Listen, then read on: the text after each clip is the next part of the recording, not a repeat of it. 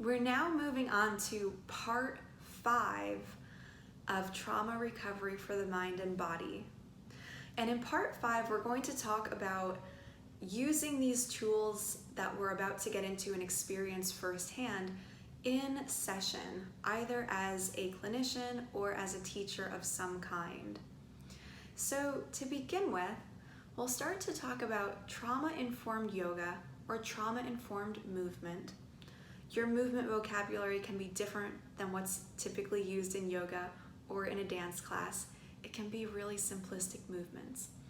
But this information is from Trauma Sensitive Yoga in Therapy, which is a book written by David Emerson, who created Trauma Sensitive Yoga.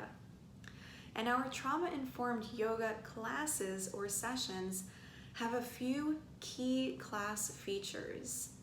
If you are interested in learning more about David Emerson and his work, you can find several books published under his name. He also works at the Justice Resource Institute, which was founded by none other than Dr. Bessel van der Kolk. And for our trauma-informed setting, we strive to create a healing space that is devoid of the features of trauma. Take a moment to think back on those features of trauma. For our class space and our healing space, we need to have something that is safe, predictable, and within our control.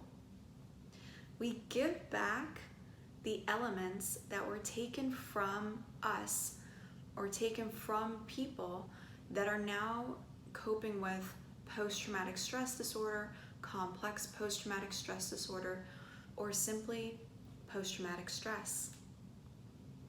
When we talk about safety, we want it to be safe for everyone. Think about, to the best of your ability, creating a trigger-free environment. Now, there's no way to eliminate every single trigger, but we want to go mindfully to choose movements that are going to be devoid of obvious triggers, choosing words carefully, even renaming shapes if it's appropriate to our audience. For safety, we eliminate the fear of judgment. We notice rather than prescribe. There's no such thing as good or bad, better or worse, or even right or wrong. Sometimes we might encourage a shape that looks quite different than what our client, patient, or participant has chosen to put their body into. And that's okay. That's their variation of the shape. We offer movements rather than instructing. And often in these classes or in these settings, we are relating to one another and having a conversation about our experience. It's very common in these settings for participants to share with the class or share directly with you that, ooh, it really aches when I lift my arm that way, or, oh, I can't believe I'm so tight. This is something that's a little bit different than your traditional yoga class, where most everyone is silent for the duration of the practice. Another note on safety is that we want to set up this safe environment because it helps us create a safe internal environment, something that many of us walking into practices for the first time simply don't have. So our environment in the physical helps us to create an environment in the body that's also safe. We want our class to be predictable. I'm going to tell my clients, my patients, my participants what's coming. They're going to know the layout of the class. We might choose the same exact warm-up week to week, and they'll know way ahead of time if there's going to be a meditation or a guided relaxation at the end of class. I love doing that. That is something that's quite common in the yoga field. It's a wonderful place to relax and integrate and practice those down-regulation skills. But they need to know ahead of time. Let them know it's coming.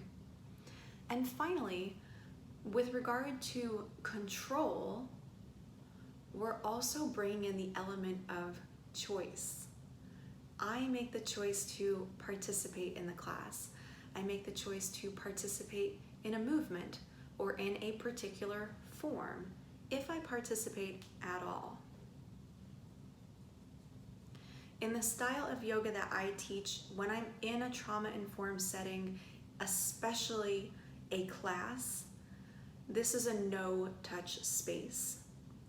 Assists are not a part of trauma-informed yoga, which even means that if I am working with, let's say, a chronic pain client, and they decide to attend my trauma-informed class, while we may have assists that are present in our one-on-one sessions, that person will not be touched when they enter my trauma-informed space, because I need to stand in my integrity as a teacher.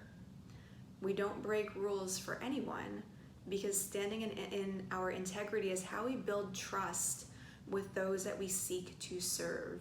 If I give my word, I honor my word.